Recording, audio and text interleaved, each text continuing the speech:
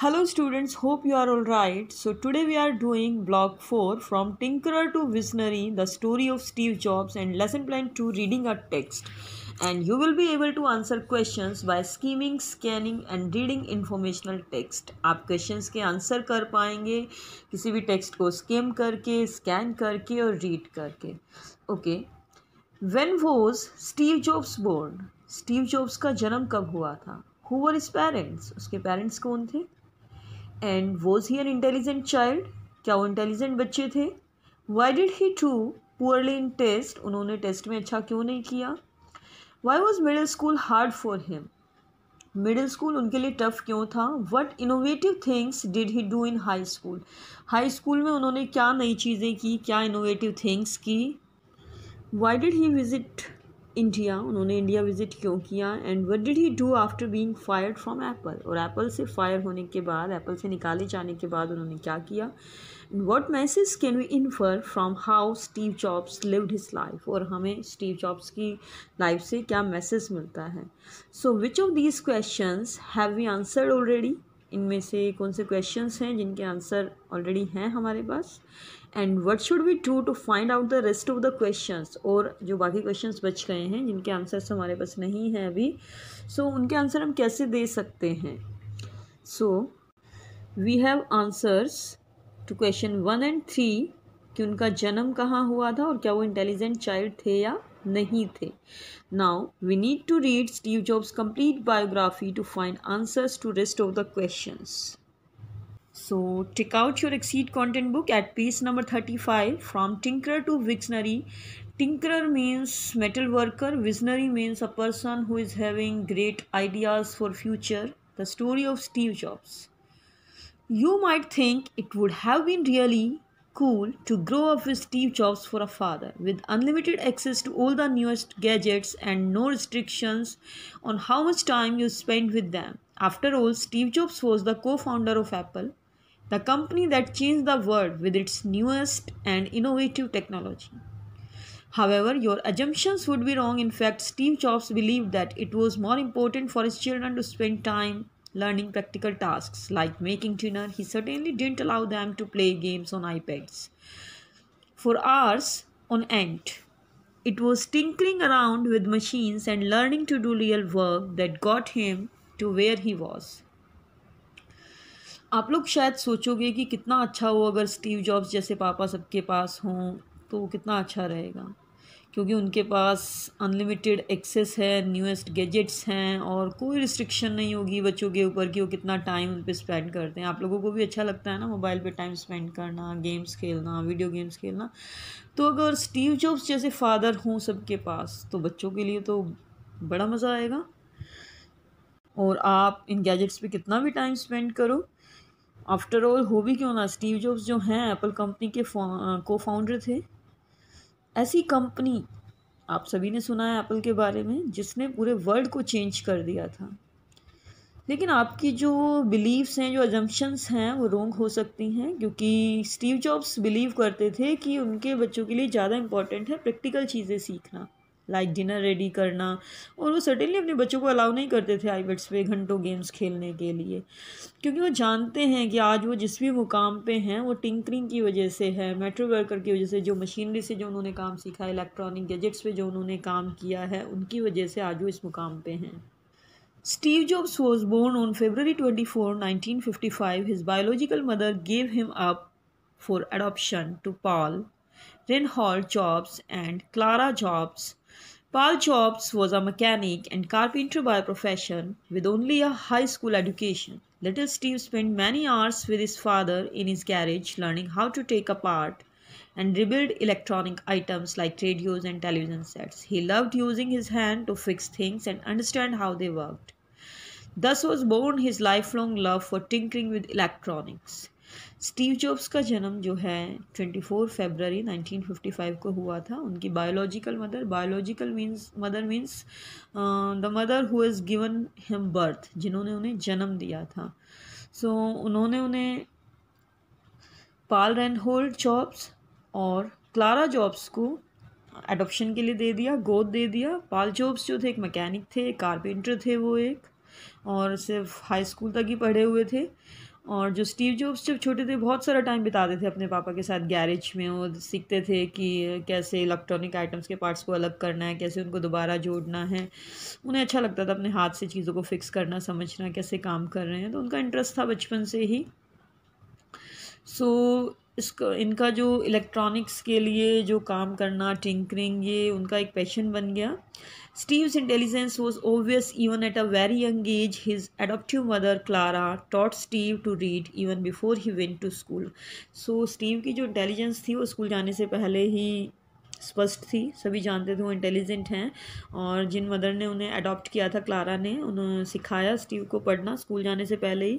And when did he get there he found school to be a frustrating place.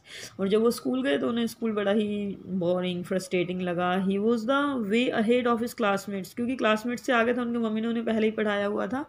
And as a result got quite bored and his lessons, और वो bore हो गया, फिर वही lesson दोबारा repeat होते थे। तो he got into trouble a lot playing pranks on others to entertain himself। और उनका एक और शौक था, उन्हें अच्छा लगता था दूसरों में मजाक करना, शैतानियाँ करना। एक बार वो मुसीबत में फंस गए। For example, Steve once put up little posters announcing to bring your pet to school day when the school officials had not authorized any such thing. एक दिन उन्होंने क्या प्रैंक किया, क्या मजाक किया कि उन्होंने एक ऐसे नोटिस लगा दिया जिस पे लिखा हुआ था कि अपने पेट को स्कूल ले आओ। हालांकि स्कूल की तरफ से ऐसा कोई ऑफिशियली नोटिस नहीं था कि ऐसा कुछ हो सकता है।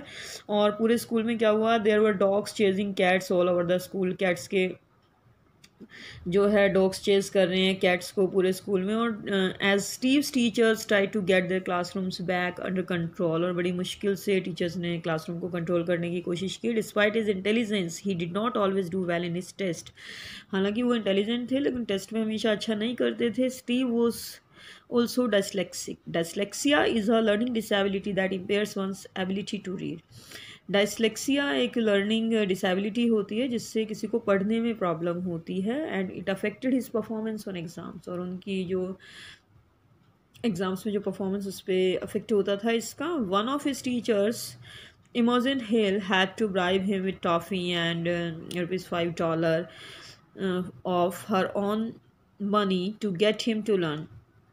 और उनकी जो टीचर थी एक इमोजिन हिल, वो उन्हें रिश्वत के रूप में, ब्राइब के रूप में टॉफ़ी ऑफ़र करती थी, $5 ऑफ़र करती थी ताकि वो सीख जाएं, पढ़ने लगे।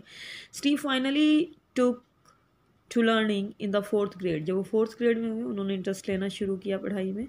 ही applied his intelligence to studies and excelled so much that was even allowed to skip 5th grade and go to middle school directly. और अब वो उन्होंने इतना अच्छा किया 4th क्लास में कि 5th फिर उन्होंने स्किप कर दिया और डायरेक्टली मिडिल क्लास में वो जंप कर लिया उन्होंने।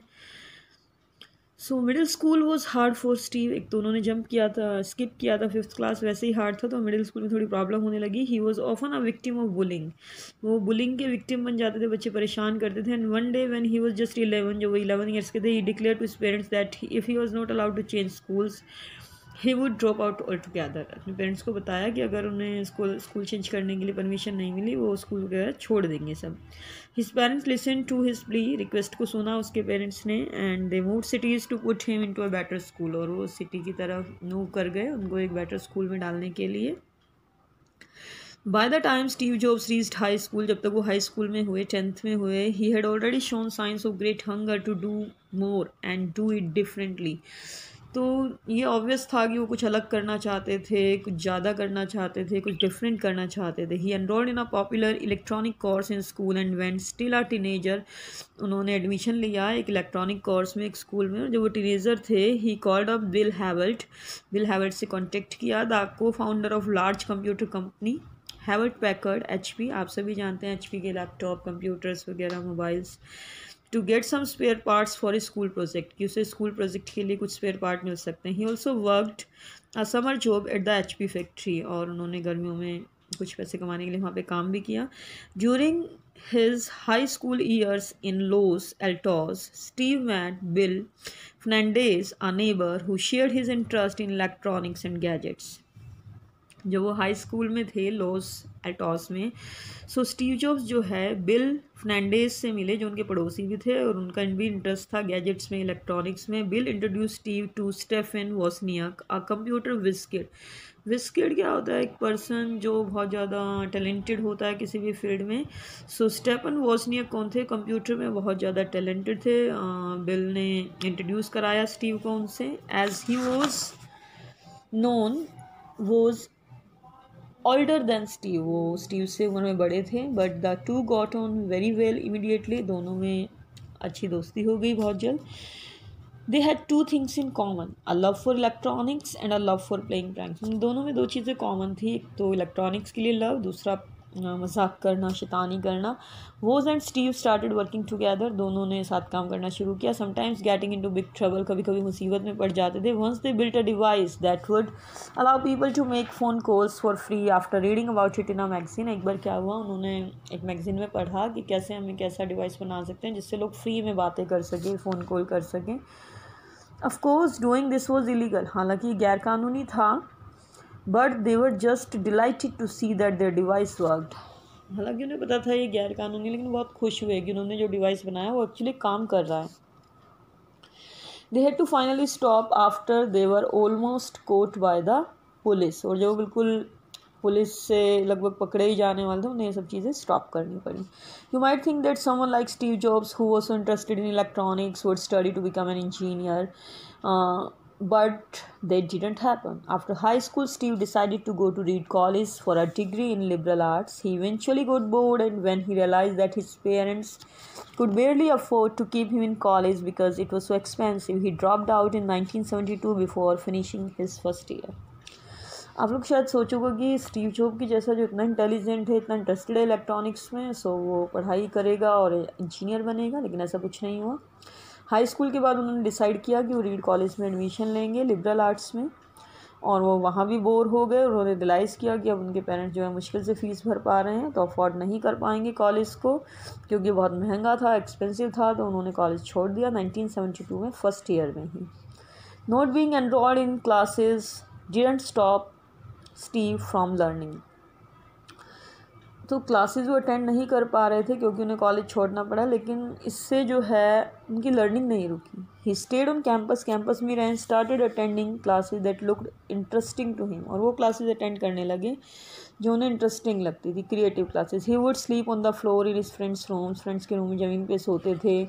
Return coke bottles for money to buy food, उनके पास पैसे वैसे नहीं होते थे क्योंकि पेरेंट्स के पास भी पैसे नहीं थे, तो कॉक, जो खाली कॉक की बॉटल्स थी, वो बेचनी पड़ती थी खाना खरीदने के लिए। And walk to the Hare Krishna temple across the town to get one food meal a week. और शहर में एक मंदिर था, हरे कृष्णा टेम्पल, वहाँ उन्हें जाना पड़ता था अच्छा खाना खाने के लिए। Around this time Steve also began to read a lot of about eastern philosophy के बारे में पढ़ने लगे इन दिनों। At one point he believe that if he ate only fruits, एक टाइम ऐसा आया जब उन्हें विश्वास हो गया कि वो खाली फ्रूट्स खाएंगे, he would eliminate all mucus. Mucus क्या होता है? एक स्टिकी सब्सटेंस होता है, स्पेशली फ्रॉम द नोज, बलगम यू कैन से, कि वो सब खत्म हो जाएगा। And wouldn't have to shower at all, उन्हें नहाना भी नहीं पड़ेगा। He also began to fast for long durations, काफ़ी लंबे टाइम तक व्रत करने लगे, फास्ट रखने लगे। A habit he retained even after he became a multi millionaire, जो बहुत ज़्यादा अमीर हो गए थे, रिच हो गए थे, उनके बाद भी उन्होंने फास्ट रखना जो है चालू रखा। इन 1974 Steve was running out of cash, 1974 में उनके पास पैसों की कमी थी। सो ही टुक अ जॉब एट अटारी में उन्होंने जॉब किया, one of his first video game companies in the world. Steve often called his colleagues names, उनके नाम, उनको मजाक करने की आदत थी, उनके नाम भी काटते। And he smelled pretty bad, उन्हें बहुत स्मेल आती थी। Anyone would if they didn't believe in taking shower, so he was put in night shift.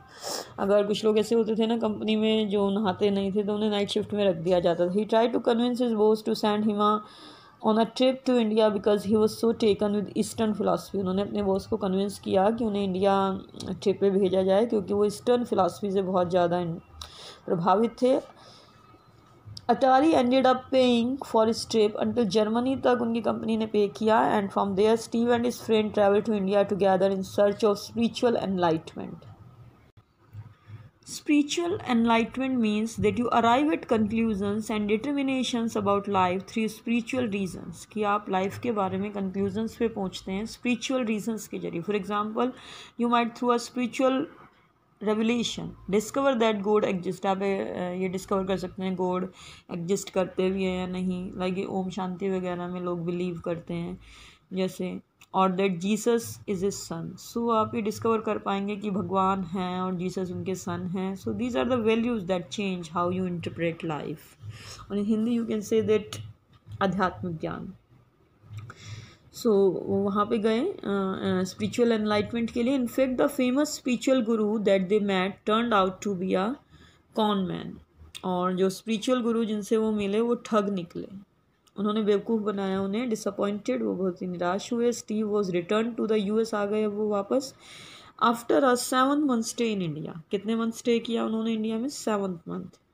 So rest of the part of the story will be discussed in the next part, that is part 2.